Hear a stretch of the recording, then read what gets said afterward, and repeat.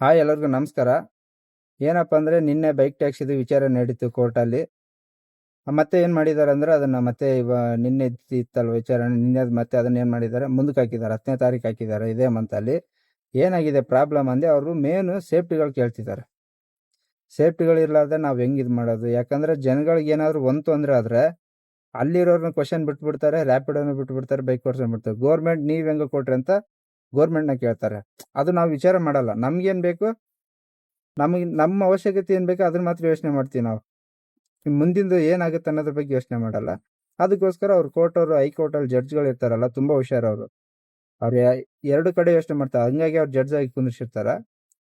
Safety ಇವಾಗ helmet ಬಿಟ್ಟರೆ ಬೈಕಲ್ಲಿ ಬೇರೆ ಏನು ಸೇಫ್ಟಿ ಐತಿ? ಇಲ್ಲ. ಇವಾಗ ಆಟೋದಲ್ಲಾದ್ರೆ ಸ್ವಲ್ಪ ಟಾಪ್ ಐತಿ, ಸೈಡಲ್ಲಿ ಏನಾದ್ರು ಬಂದು ಗುದ್ದಿದ್ರೆ ಹೆಚ್ಚು ಕಮ್ಮಿ ಆಗುತ್ತೆ. ಇದರಲ್ಲೂ ತೊಂದರೆ ಆಗ್ತಾವೆ, ಸಾಯ್ತಾರೆ ಇಲ್ಲ ಅನ್ನಲ್ಲ. ಆದರೆ ಸ್ವಲ್ಪ ಇದ್ರಲ್ಲಿ ಕಂಟ್ರೋಲ್ ಆಗ್ಬೋದು. ಕ್ಯಾಬ್ ಆಯಿತು, ಆಟೋ ಆಯಿತು. ಬೈಕಲ್ಲಿ ಏನಾಯ್ತು ಅಂದರೆ ಸಡನ್ನಾಗಿ ಗುದ್ದಿದ್ರೆ ಬೀಳೋದೇ ನೆಲಕ್ಕೆ. ಅದು ಹೆಲ್ಮೆಟ್, ಈಗಿನ ಕ್ಯಾಪ್ ಥರ ಹೆಲ್ಮೆಟ್ ಹಾಕಿರ್ತೀವಿ, ಅದೊಂದು ದೊಡ್ಡ ತೊಂದರೆ. ಅದು ಹೊಡೆದೋಗುತ್ತೆ, ಏನಾಗುತ್ತೋ ಗೊತ್ತಾಗಲ್ಲ. ನಾವು ಅನ್ಕೋಬೋದು ನಾವು ಸರಿಗೆ ಓಡಿಸ್ತೀವಿ, ಗಾಡಿ ಚೆನ್ನಾಗಿ ಓಡಿಸ್ತೀವಿ ಅಂತ. ಟೈಮ್ ಖರಾಬ್ ಆಗಿದ್ರೆ ಯಾವೊಂದೇನು ಹೇಳು? ಹಂಗೆ ನೀವು ಇವಾಗ ಏನು ಗೌರ್ಮೆಂಟ್ ಅವ್ರು ಬಿಡ್ತೀವಿ ಅಂತಲ್ಲ, ಅವ್ರಿಗೆ ಒಂದು ಸ್ವಲ್ಪ ಅಮೌಂಟ್ ಕೊಟ್ಬಿಟ್ರೆ ಬಿಟ್ಬಿಡ್ತಾರೋ, ಯಾರ ಬಗ್ಗೆನೂ ಯೋಚನೆ ಮಾಡಲ್ಲ. ನೀವು ಅನ್ಕೋಬೋದು ನಾವು ಮಿಡ್ಲ್ ಕ್ಲಾಸ್ ಅವ್ರಿಗೆಲ್ಲ ಒಂದು ಲೆಕ್ಕಕ್ಕೆ ಇಲ್ಲ. ಅವ್ರು ಮಿಡ್ಲ್ ಕ್ಲಾಸ್ ಉದ್ಧಾರ ಮಾಡಂಗಿದ್ರೆ ಏನು ಇಷ್ಟು ವರ್ಷ ಬೇಕಾಗಿದ್ದಿಲ್ಲ ನಮ್ಗೆ ಉದ್ಧಾರ ಮಾಡೋಕ್ಕೆ.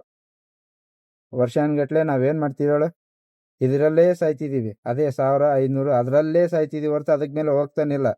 ನಮ್ಮ ಸಮಸ್ಯೆಗಳು ಬಗೆಹರ್ತಾನಿಲ್ಲ. ಯಾಕಂದ್ರೆ ನಾವು ಅದಕ್ಕೆ ಮೇಲೆ ದುಡಿಯೋಕ್ಕೂ ಯೋಚನೆ ಮಾಡಲ್ಲ. ದಿನಕ್ಕೆ 1000 ಆಯ್ತು ಅಂದರೆ ಸಾಕು ಬಿಡಪ್ಪ ಅಂತ ಜನ ನಾವಿದ್ದೀವಿ. ನೀವು ಅವ್ರ ರಾಜಕೀಯದವ್ರ ಬಗ್ಗೆ ನೀವು ಅವ್ರ ಬಗ್ಗೆ ಟೆನ್ಷನ್ ತಗೋಬೇಡ್ರಿ. ಅವ್ರಿಗೊಂದು ಸ್ವಲ್ಪ ದುಡ್ಡು ಹೋಗ್ಬಿಟ್ರೆ ಬಿಟ್ಬಿಡ್ತಾರೆ. ಮೇನು ಜಡ್ಜ್ಗಳು ಹೆಂಗೆ ಯೋಚನೆ ಮಾಡ್ತಾರೆ ಅಂದರೆ ಎರಡು ಕಡೆ ಯೋಚನೆ ಮಾಡ್ತಾರೆ. ನೀವೇ ತಾನೇ ಪರ್ಮಿಷನ್ ಕೊಟ್ರಿ, ಇವಾಗ ಈ ಸಾವಿಗೆ ಯಾರು ಕಾರಣ? ಅದರಲ್ಲಿ ಬೇರೆ ಬೈಕಲ್ಲಿ ದುಡ್ಡಿದ್ದನೂ ಓಡಾಡ್ತಾನೆ, ದುಡ್ಡಿಲ್ಲಾರ್ದವ್ರು ನಮ್ಮಂಥವ್ರು ದುಡ್ಡಿಲ್ಲಾರ್ದವರು ಓಡಾಡ್ತಾರೆ. ಅಪ್ಪಿತಪ್ಪಿ ದುಡ್ಡಿದ್ದಾನೆ ಸತ್ತುಬಿಟ್ನಂದ್ರೆ ಅವ್ರಿಗೆಲ್ಲ ನೀವು ಪರಿಹಾರ ಎಲ್ಲ ಲೆಕ್ಕನೇ ಇರಲ್ಲ. ನಮ್ಮಂಥವ್ರಿಗೆ ಪರಿಹಾರ ಲೆಕ್ಕ ಇರುತ್ತೆ. ಇವಾಗ ಮೊನ್ನೆ RCBಯಲ್ಲಿ ಒಂದು 11 ಜನ ಸತ್ತೋದ್ರಲ್ಲ, ಅವ್ರಿಗೆಲ್ಲ ಒಂದು 20 ಲಕ್ಷ ಬಂತು. ಒಬ್ಬರು ದುಡ್ಡಿದ್ದಾರೆ, ನಂಗೆ ದುಡ್ಡೇ ಬೇಡ, ದುಡ್ಡು ಯಾಕೆ ನನಗೆ, ನಮ್ಮ ಮನೆಗಿಲ್ಲ ನಂತಂತಂದ್ರು. ಅಂಥವ್ರಿಗೆ ಹೇಳೋದು. ಈಗ ಅಪ್ಪಿತಪ್ಪಿ ಏನಾರ ಆತಂದ್ರೆ ತುಂಬ ಕಷ್ಟ ಅಲ್ವಾ? ಅದಕ್ಕೋಸ್ಕರ ಅವ್ರು ಏನು ಮಾಡ್ತಾರೆ, ಯೋಚನೆ ಮಾಡ್ತಾರೆ ಏನು ಮಾಡೋದು ಹೆಂಗೆ ಅಂತ. ಅದಕ್ಕೋಸ್ಕರ ಇನ್ನೊಂದು ಲೇಡೀಸ್ ಸೇಫ್ಟಿ ತುಂಬಾ ಬೇಕು. ವುಮನ್ ಸೇಫ್ಟಿ ಅಂತೂ ಬೇಕೇ ಬೇಕು. ಯಾವ ಟೈಮಲ್ಲಿ ಏನಾಗುತ್ತೆ ಅಂತ ಹೇಳಕ್ಕೆ ಬರಲ್ಲ. ಒಬ್ಬೊಬ್ಬನ ಮೈಂಡ್ ಸೆಟ್ಟು ಯಾವನಿಗೆ ಗೊತ್ತೇಳು? ಇವಾಗ ಚೆನ್ನಾಗಿರ್ತಾನೆ, ನಾಳೆ ಏನು ಮಾಡಿರ್ತಾನೆ ಅಂತ ಯಾವನಿಗೆ ಗೊತ್ತಾಗುತ್ತೆ? ಅದ್ರ ಬಗ್ಗೆನೂ ಯೋಚನೆ ಮಾಡ್ತಾರೆ. ಹಂಗಾಗಿ ಸ್ವಲ್ಪ ಹಂಗೆ ಮುಂದಕ್ಕೆ ಹಾಕ್ಯಂಡು ಹೋಗ್ತಾರೆ. ಅದಕ್ಕೆಲ್ಲ ಪರಿಹಾರ ಸಿಕ್ಕ ಮೇಲೆ ಅವರೇ ಬಿಡ್ತಾರೆ. ನೀವು ಯಾರು ಟೆನ್ಷನ್ ತೊಗೊಳಕ್ಕೆ ಹೋಗ್ರಿ. ಬೈಕ್ ಟ್ಯಾಕ್ಸಿಯರು ಇಷ್ಟಕ್ಕೂ ಆಟೋದವ್ರು ಒಂದಿಷ್ಟು ಜನ ಕೆಟ್ಟೋರು ಇದ್ದಾರೆ, ಒಳ್ಳೆಯವರು ಇದ್ದಾರೆ. ಏನು ಮಾಡೋಕ್ಕೆ ಬರಲ್ಲ, ಎಲ್ಲದರಲ್ಲೂ ಇರ್ತಾರೆ. ಒಂದು ಕೆಟ್ಟದ್ದು ಒಳ್ಳೇದು ಇದ್ದೇ ಇರುತ್ತೆ. ಪಾಸಿಟಿವ್ ಏನಿದ್ರು ಇವಾಗ ಆಲ್ಮೋಸ್ಟ್ ಆಟೋದವ್ರ ಬಗ್ಗೆ ಅಂತೂ ಕೆಟ್ಟದಾಗೆ ಸ್ಪ್ರೆಡ್ ಮಾಡಕತ್ತಾರೆ. ಅದು ನನಗೂ ನೋಡಿ ಬೇಜಾರಾಗ್ಬಿಟ್ಟೈತೆ. ನಾವು ಇವಾಗ ತಗೊಂಡಿರೋಲ್ಲ ಆಟೋ, ನಾವೇನು ವರ್ಷಗಟ್ಟಲೆ ಓಡಿಸಿಲ್ಲ, ಇನ್ನೂ 1 ವರ್ಷನೇ ಆಗಿಲ್ಲ ನಾವು ತಗೊಂಡು. ನಾವೇನು ಪಾಪ ಮಾಡಿದ್ದೀವಿ? ನಾನು ನಿಮ್ಮ ಥರ ರ್ಯಾಪಿಡೋ ಮಾಡಿದ್ದೆ ಫಸ್ಟು. ಮತ್ತು ಇವೆಲ್ಲ ಕಿರಿಕಿರಿ ನೋಡಿ ಯಾಕೆ ಬೇಕಪ್ಪ ಆಟೋನೇ ತಗೊಂಡು ಅಂತ ಆಟೋ ತಗೊಂಡು ಇವಾಗ ನೋಡಿದ್ರೆ ಇದರಲ್ಲಿ ಸಿಕ್ಕಾಬಿಟ್ಟೆ ಕಿರಿಕಿರಿ. ಏನು ಮಾಡೋದು?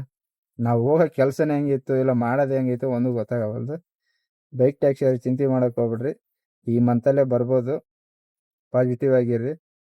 ಬಂದರೆ ನಮ್ಗೊಂದು ಸ್ವಲ್ಪ ತೊಂದರೆ ಆಗ್ಬೋದು, ಪರವಾಗಿಲ್ಲ, ಅಡ್ಜಸ್ಟ್ ಮಾಡ್ಕೊಂಡು ಓಡ್ಸಂಬ್ರಿ. ನೀವು ಹಣ ತಂಬಿದ್ದಂಗೆ ಏನು ಮಾಡೋಕ್ಕಾಗಲ್ಲ. ಆದಂಗೆ ಆಗಲಿ. ಹೆಂಗಿದ್ರು ಒಂದು ದಿನಕ್ಕೆ ಊಟಕ್ಕಂತೂ ಏನು ಕಮ್ಮಿ ಇಲ್ಲಲ್ಲ ನಮಗೂ.